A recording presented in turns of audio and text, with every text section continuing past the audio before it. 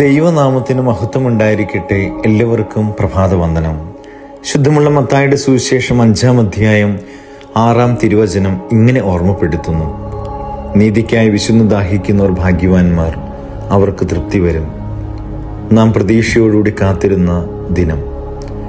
ഏത് സഹനങ്ങൾക്കും സങ്കടങ്ങൾക്കും രോഗങ്ങൾക്കും പ്രശ്നങ്ങൾക്കും ദുരിതങ്ങൾക്കും ദൈവത്തിന് മുമ്പിൽ ഒരു ഉത്തരമുണ്ടെന്നും അവിടുന്ന് നമ്മുടെ ജീവിതത്തിൽ എല്ലാം നടത്തുമെന്നും ഉറച്ചു വിശ്വസിക്കാവുന്ന ഒരു ദിനം. വലിയ ശനിയാഴ്ച, ദുഃഖവെള്ളിയുടെയും സന്തോഷത്തിൻ്റെ ഞായറിൻ്റെയും മധ്യത്തിലുള്ള വലിയ ശനിയാഴ്ച. നാം ദുഃഖവെള്ളി എന്ന് അതിനെ വിളിക്കുന്നുണ്ട്. ഈ ദിവസം നമ്മളിൽ പലർക്കും ഒരു ആകുലതയുണ്ട്.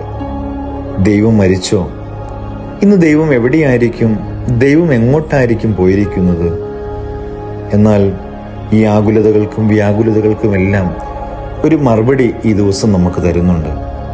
വചനം ഇങ്ങനെ ഓർമ്മപ്പെടുത്തുന്നുണ്ട്: നിങ്ങളുടെ ഹൃദയം അസ്വസ്ഥമാകേണ്ട, എൻ്റെ പിതാവിൽ വിശ്വസിപ്പീൻ, എന്നിൽ വിശ്വസിക്കുവിൻ.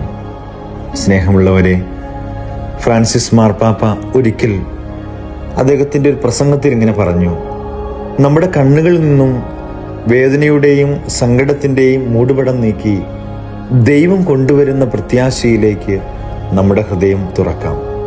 ഈ ദിവസം നാം നമ്മുടെ ജീവിതത്തിൽ ചേർത്ത് വയ്ക്കേണ്ട ഒരു മാതൃകാ വാക്യമുണ്ട്: ജീവിതത്തെ ഏറെ സുന്ദരമാക്കുന്നത് ക്ഷമിക്കാൻ കഴിയുന്നവർക്ക് മാത്രമാണ്. നിങ്ങൾ ക്ഷമിക്കാൻ പഠിക്കണം. ജീവിതത്തിലെ ഏറ്റവും വലിയ നന്മ എന്ന് പറയുന്നത് ക്ഷമ നൽകുന്നതാണ്, മറ്റൊന്നുമല്ല.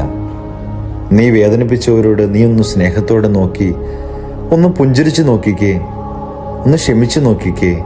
അല്പം സമയം കഴിയുമ്പോൾ അവൻ്റെ കണ്ണിൽ നിന്ന് കണ്ണുനീർ ധാരധാരയായി ഒഴുകുന്നത് നമുക്ക് കാണുവാനായിട്ട് സാധിക്കും.